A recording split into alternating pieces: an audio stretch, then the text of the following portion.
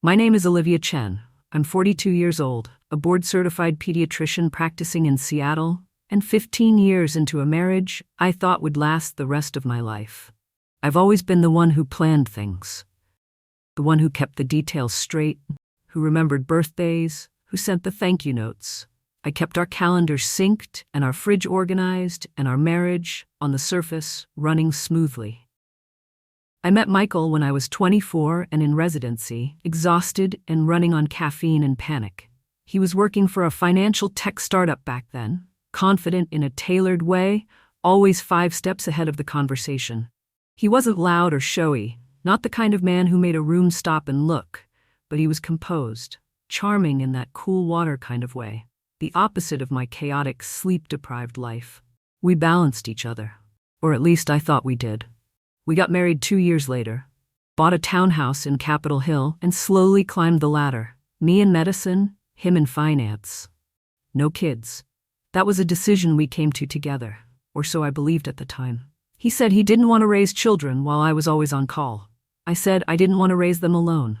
So we poured ourselves into our careers and our version of partnership. We hosted dinner parties, took vacations once a year, scheduled monthly date nights. From the outside, we were one of those couples. Polished, predictable, solid. But lately, things had shifted. It started subtly. Michael started working later, coming home with his tie loosened, his shirt collar open, smelling faintly of whiskey that wasn't on the dinner table. His phone became an extension of his hand, always tilted just out of view. He was distracted, detached in ways he didn't used to be. The man who used to press his palm against the small of my back in grocery store aisles now flinched when I touched his shoulder. I asked him once, "Are you okay? Are we okay?" And he smiled, kissed my forehead, and said I was imagining things. So I let it go. Or rather, I filed it away. The way you mentally flag a small pain, something not quite right but not bad enough to cancel your day. Still, I planned our anniversary, 15 years. It mattered. I booked a reservation at a place we used to love, intimate, candle-lit, just off the pier. But the day before, he told me he couldn't make it. "Client dinner," he said. "Big account. Can't reschedule." I looked at him from across the kitchen, the reservation confirmation still open on my phone, and asked if we could do something at home instead. "I'll cook," I said. "Something quiet, just us." He hesitated, just for a second, then nodded. "Sure," he said. "That sounds nice." So I did. I planned a 5-course meal. I bought his favorite wine, cleaned the whole house, lit candles in the dining room. I even wore the dress he'd once said made me look like I belonged in Paris. I wanted it to feel like a memory, like something worth saving. Michael came home at 7:42, not early, not late. He was in his usual work clothes, charcoal slacks, white shirt, blazer folded over his arm. He kissed me lightly, not on the lips, and said, "Everything smells amazing." I told him to sit. I poured the wine. I served the first course, shrimp toast with sesame chili oil, and we talked about neutral things. My patients, his work, traffic. It was comfortable, maybe too much so, like 2 actors slipping back into old lines. At some point he got a call and excused himself to the patio. He left his phone on the table, face up. It buzzed once. I wasn't going to look. Truly. I didn't move. But the screen lit up and the words were right there. Meetme.com. Jason M85. 2 new matches waiting to connect. My stomach clenched. Jason M85. Michael's middle name is Jason. He was born in 1985. And while the profile picture was cropped small, the background was unmistakable. It was our beach house. The one in Cannon Beach with the navy shutters and the driftwood fence. I took that picture 3 summers ago. I stared at the screen until it dimmed. Then I stood up, walked calmly to the kitchen, and picked up my tablet. I opened our shared cloud account, the one I used to back up family photos and vacation itineraries. I had stumbled across something months ago, a folder labeled Docs 2018 Private. I remembered seeing it, trying to open it and getting a password prompt. At the time, I let it go. Now I didn't. I tried his usual passwords. One of them worked. Inside were screenshots, dozens of them, profiles, messages, photos, receipts, all neatly organized, hotel confirmations under trips, pictures of women under matches, notes about preferences, schedules, even emojis next to certain names. Michael had been running dating profiles for over a year. Not just one, several, on different platforms. each with variations of his name, his job, his age, but always the same man, my husband. He'd met them during business trips. Weekends he claimed he had conferences. The same weekends I spent restocking the fridge and folding his dry cleaning. I closed the tablet, took a long breath. Then I walked back to the table and smiled. "Dessert," I said. "I have something special planned." And I meant it. I returned to the kitchen and took my time. The crème brûlée was in the fridge, chilling under plastic wrap. I'd made it the night before, caramelized the sugar top this morning. I knew exactly how long it would take to plate it, and yet I let the minutes stretch. Gave him time to sit back down, to pick up his phone, to see the notification. I imagined him reading it, pulse jumping, wondering if I'd seen. I imagined his thumb brushing over the screen, clearing the alert, pretending nothing had happened. He didn't know what I knew. Not yet. I placed 2 ramekins on a tray, added a sprig of mint, powdered sugar, and a single raspberry, his favorite. Presentation always mattered to Michael. He liked control, clean edges. Ironic, really. I walked back into the dining room with the tray, my heels soft against the hardwood. He looked up, smiled quickly, as if nothing had shifted, but there was something tight in his eyes now. I set his dessert down in front of him and mine across the table. Then I walked back to the buffet, picked up a small wrapped box, ivory paper, navy ribbon, and returned to place it beside his plate. "Happy anniversary," I said. He blinked.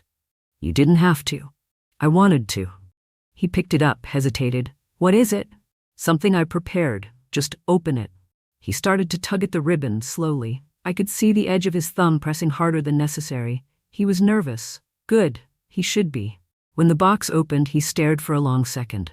Inside was a plain black folder. He looked up, confused. "What's this?" I just smiled. "Keep going." He pulled out the folder, set it on the table, and opened it. The first page was a printout of his profile on Meet Me, Jason M85, full bio, cropped picture with the blue beach house shutters in the background. His breath hitched. He flipped the page. There were screenshots of messages, flirty, graphic, time-stamped. Conversations with women in Chicago, Denver, Portland. His photos, their replies. The usual language of online betrayal. Next came hotel receipts, all billed through the company card. Dates matching his business trips. Then, flight confirmations, one to Austin, one to Miami, another to Vancouver, same pattern. He looked up at me, mouth parted. "Olivia," I held up a finger, "keep going." His hands trembled slightly as he flipped through the next section. These were financial statements, our joint investment portfolio, frozen 3 months ago. All large assets transferred to a liquid holding account in my name. Bank accounts with my signature as primary. Power of attorney documents. A notarized copy of a business license. Chen Pediatric Consulting LLC. Established 6 months ago. Sole proprietor, Olivia Chen. And finally, resting at the back of the folder, a crisp envelope labeled Rachel, draft. He picked it up, slid the papers halfway out. Divorce petition, grounds, infidelity, supporting documentation attached. He set it down as if it burned. "Olivia," he said again, softer this time, voice shaking. "I can explain." "There's nothing to explain," I said calmly, placing my napkin on the table. "But you should know, Rachel's filed everything but the final signature. I left that part blank, for now." He stared at me like I'd grown another head. You knew?" "For a while. I just wanted to see how far you'd go." His face crumpled inward. "Look, God, this was stupid. It didn't mean anything. You and we were drifting, and I was lonely." I let out a soft laugh, not bitter, just amused by the script I'd heard before in 100 different versions from the women I'd treated in my clinic. "Michael," I said, tilting my head, "you aren't lonely. You are greedy. There's a difference."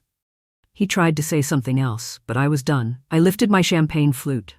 "By the way," I added, "I accepted the partnership offer at the medical center. You remember, the one you said I should turn down to focus on our marriage?" He blinked. I smiled. "Turns out I won't need your opinion going forward." I took a long sip and leaned back in my chair. Dessert was perfect, sweet, balanced, everything he wasn't. He sat in silence. The Michael I knew, or thought I knew, had always been a man of words. He negotiated contracts, charmed investors, talked his way through boardroom blunders and awkward dinner parties. But now, with a perfectly plated crème brûlée in front of him and his secrets laid out like a surgical diagram, he couldn't summon a single sentence that mattered. I watched his mouth twitch. His jaw clenched. He blinked like someone trying to wake from a dream he didn't like the ending to. And I waited. I wasn't angry anymore. Not in the way I'd been months ago when I first started suspecting. Not even in the way I felt when I discovered the truth. No, what I felt now was clarity. Cold, precise, and long overdue. He finally spoke. "You blindsided me," he said, voice low. I raised an eyebrow. "Did I? You could have talked to me. We could have worked through this." I laughed, soft, controlled, not cruel. "Worked through what, Michael? Through your hotel receipts? Your second phone? Your Jason M85 matches in 3 cities? His mouth snapped shut. I leaned forward, calm as ever. "You say I blindsided you, but you've been running parallel lives for over a year. I'm just the one who laid it out in daylight." He looked down, fiddling with the napkin in his lap. I noticed he hadn't touched his dessert. I, on the other hand, was halfway through mine. "Why now?" he asked. "Why tonight?" I tilted my head. "You don't get to ask me that. But since you're curious, because tonight marks 15 years. 15 years since I said I do. And I decided this would be the last anniversary I'd ever have to spend pretending." He flinched at the word pretending. "Good. Do you want a divorce?" he asked suddenly, voice tight. "I want my life back." That's not a yes. It's not a negotiation. His eyes darted to the folder, to the neat columns of proof. "You're going to ruin me." "No," I said. "You ruined yourself. I'm just not covering for it anymore." His shoulders sank. "This is a mistake." "What is?" "Walking away from this, from us." I sat back. "Michael, you walked away a long time ago. I just took longer to catch up." The air between us went still. Outside the window, rain began tapping the glass, soft and rhythmic like a metronome ticking down the seconds between who we were and who we were about to become. "I never meant to hurt you," he whispered. I nodded. "But you did. I didn't think you'd ever find out." That made me pause. And then I smiled. "That's the part that should scare you most." He went pale again. I reached for the folder and slid it toward him. "You can keep this. Make copies. Give it to your attorney if you want. Mine's already ahead of you." "Olivia," I stood up and pushed my chair in slowly. "I'm going to bed," I said. "I assume you'll sleep in the guest room tonight or wherever you've been sleeping on those business trips." He didn't follow me, just sat there, still as a statue, shame thick around him like smoke. As I walked up the stairs, I didn't feel triumphant. I didn't feel cruel. I just felt clean. Like I had finally stopped carrying something that was never mine to hold. And in the quiet of our bedroom, alone for the first time in my marriage, I slept better than I had in years. The next morning, I woke up to sunlight creeping across the duvet and the smell of old coffee. It took a second to remember everything. The dinner. The folder. His face. Then it all came back in perfect, nauseating detail. I sat up slowly and glanced at the other side of the bed. Empty, of course. He hadn't come back up. I imagined he spent the night downstairs on the couch, or maybe pacing the kitchen like he did before big quarterly presentations. Part of me hoped he hadn't slept at all. I got dressed, pulled my hair into a knot, and walked downstairs. He was at the breakfast table. Same suit pants as the night before, shirt unbuttoned at the collar. His laptop sat open, unread emails glowing across the screen. He looked up when he heard my footsteps, eyes bloodshot but alert. "Morning," he said, voice hoarse. "Morning," I replied, already pouring my tea. He watched me like he was waiting for a verdict, as if the page hadn't already been turned. "I canceled my meetings today," he said. "We should talk." I took a slow sip from my cup. "You want to talk now? We have a lot to figure out." "No," I said, "we really don't." He pushed the laptop aside. "Olivia, come on. 15 years. I set the cup down harder than I meant to. It clinked against the saucer like a punctuation mark. "You had 15 years, Michael, and you used the last of them building a fantasy life behind my back. The only thing left to figure out is whether you're going to fight this or let it be clean." He was quiet. "Do you want to go to court?" I asked. "Do you want me to go public with what I found? Do you want your investors seeing how their golden boy was expensing hotel rooms and plane tickets under strategic outreach?" His eyes narrowed. "That would hurt both of us." I smiled. "No, Michael, it would only hurt you. My name isn't on your company's quarterly reports." He looked down at the table. "You'll still get a generous settlement," I continued. "I'm not out for blood, but I'm not walking away quietly either." His mouth opened, then closed. "I've built a life of my own," I said, I don't need yours anymore. I don't need your approval or your signature to know my worth. He folded his hands, knuckles pale. You always seemed like the one with the power, I said. You had the charm, the job that made people listen. But I've spent my life holding this marriage together with both hands, and you. I shook my head. You took that as something you could step on. Silence. I'm done holding it for you. He didn't speak. I grabbed my purse, my keys, and my phone. As I walked toward the door, I paused. Oh, I added, turning halfway back. If your company's lawyers call me about a non-disclosure, I have my own team. Don't make this uglier than it needs to be. Then I walked out. I wasn't going anywhere special that day, just to my office, just to the life I had already started rebuilding 6 months ago. But it felt like crossing a border, and on the other side, I could breathe. The weeks that followed moved with the calm precision of a storm I had already prepared for. Michael didn't contest the divorce. He signed the papers exactly 6 days after they were handed to him by Rachel's paralegal. His signature scribbled across the lines like a man still hoping it was all a bad dream. It wasn't. By the time he called to talk one last time, the documents had already been filed with the county clerk. I didn't answer his call. There was nothing left to say. The fallout on his end came quietly but thoroughly. I never had to make good on my warning to involve his company, though I kept every shred of evidence in a private folder on Rachel's server, just in case. I imagine he looked at those files, at the financials and receipts and screenshots, and realized just how deep I dug in before making my move. Smart men respect leverage. Cowards fear it. Either way, he stayed quiet. When the settlement finalized, I got the house, my car, and full control over the consulting firm I had quietly built beneath his radar. Michael took his name, his suits, and a significantly smaller piece of the pie than he ever expected. He had no idea how much I'd already moved before he ever saw that folder. I wasn't ruthless, I was prepared. And when it was all done, I didn't feel victorious. I didn't throw a party. I didn't burn photos or write cathartic goodbye letters. I just changed the locks, repainted the guest room, took back my Saturdays. I moved into the new wing of the medical center 4 months later. Dr. Olivia Chen, partner. My name on the frosted glass office door, my title in gold on the directory plaque. Colleagues congratulated me. Patients noticed the difference. Even my barista started calling me Doc with a little grin, like I had earned a badge I'd been hiding under my coat all along. One evening, after a 12-hour day, I drove to the waterfront and watched the ferries drift in and out of the Sound. I sat with a thermos of tea, no makeup, hair pinned back, tired in the best possible way. I checked my phone out of habit. No texts from Michael. No drama. No ghosts. Just a message from a former patient's mother. Thank you for being so kind to my son. We don't forget doctors who make hard days easier. I read it twice. That night, I went home and deleted the folder. The screenshots, the hotel receipts, the dating profiles. Not because I forgave him, but because I didn't need to carry the wreckage anymore.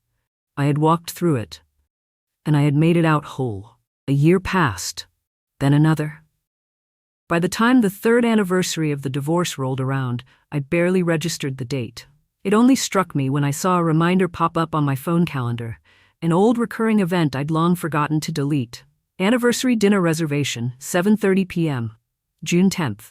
I stared at it for a moment, thumb hovering over the screen. Then I tapped delete event, and just like that, the last ghost of our old rituals disappeared. In its place, a new life. I had redecorated the house, stripped it of every cold gray tone Michael once insisted was modern, filled it instead with soft, warm colors, art from local markets, plants I learned to keep alive. The bedroom was now mine in every sense, sunlight spilling in every morning, clean linens, no traces of him left in the closet or the drawers. The partnership at the medical center turned out to be more fulfilling than I'd imagined. I mentored younger physicians, launched a wellness program for overworked interns, and even presented at a national conference. The version of me that had once dimmed herself to keep a marriage comfortable was now out in full daylight. Flawed, still learning, but entirely unapologetic. And then, on a random Tuesday afternoon, I saw Michael again. I was walking out of a cafe in Queen Anne, coffee in hand, when I saw him across the street. He looked smaller. Not just physically, though the hair was grayer, the lines around his eyes deeper, but spiritually. Like someone who used to stand tall and had slowly folded inward. He was alone, suit slightly wrinkled, no ring on his finger, just a man waiting for the light to change, staring off into traffic. He didn't see me, or maybe he did and chose not to react. Either way, I turned and walked the other direction, heart steady, breath unchanged. That night, I wrote a note to myself in my journal. Peace is when you can see what once hurt you and feel absolutely nothing. Later that month, I booked a trip to Lisbon, solo. First class. I didn't feel the need to explain it to anyone. No itinerary said to a husband, no mental calculation about whose schedule would be disrupted.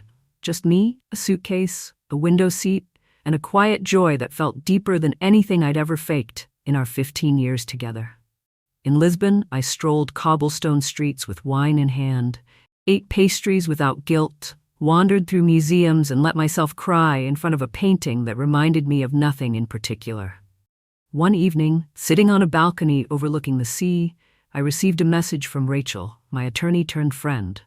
Just a simple line. "You were right to wait, he never saw it coming." I smiled, because she was right. And by now I didn't need him to see it. I had already lived it. On the flight home from Lisbon, I stared out the window at the endless expanse of clouds and thought about the woman I used to be. The Olivia who brushed off gut feelings, who apologized for needing space, who turned down leadership offers to keep a marriage on balance while her husband was building a life in the shadows. That woman had loved hard, stayed loyal, and built her world around someone who never intended to protect it. But that Olivia was gone now. In her place stood someone sharper, softer in some ways, too. The kind of soft that comes not from fragility, but from surviving. From learning when to let go and when to stand still long enough for truth to catch up. A few weeks after returning, I received a letter, a real one, stamped, addressed in familiar handwriting. I stared at it for a while before opening it. Inside was a card with a photo of a quiet beach somewhere, waves lapping at pale sand. Inside, Olivia, I think about what I did every day. I still don't know how I let myself become that person. You didn't deserve any of it. I hope you're happy. No apology, no real accountability, just a small ripple from the past, reaching for something I no longer needed. I folded the card once, then slid it into a drawer I hadn't opened in months. Not because I was holding on to it, but because I didn't need to destroy it either. I didn't write back. A few days later, I walked past a little antique shop downtown and saw something in the window that made me stop. A gold-framed mirror, ornate and slightly weathered, with a small crack in the top right corner. Beautiful, but not perfect. I bought it, hung it in my hallway. Every morning since, I passed that mirror on my way out. Sometimes I stop. I look at the reflections staring back, hair a little lighter, lines a little deeper, and I see a woman who didn't burn down her life for revenge. She rebuilt it for herself. Piece by piece, silently, strategically, steadily. And that's how I learned something I wish I'd known years earlier. Sometimes, justice isn't loud. It's not revenge served hot or dramatic confrontations in public places. Sometimes justice is a quiet table for one. A new passport stamp, a good night's sleep in your own bed, a life that no longer aches where it used to bend. And best of all, the smile you didn't even notice returning until it never left. And that's how I learned that justice doesn't always need a scene. Sometimes it just needs timing. And receipts. Ever discovered betrayal at the worst possible moment? Drop your story in the comments. Like, subscribe to EN Reddit Story for more tales of silent revenge, and send this to someone who always trusts their gut.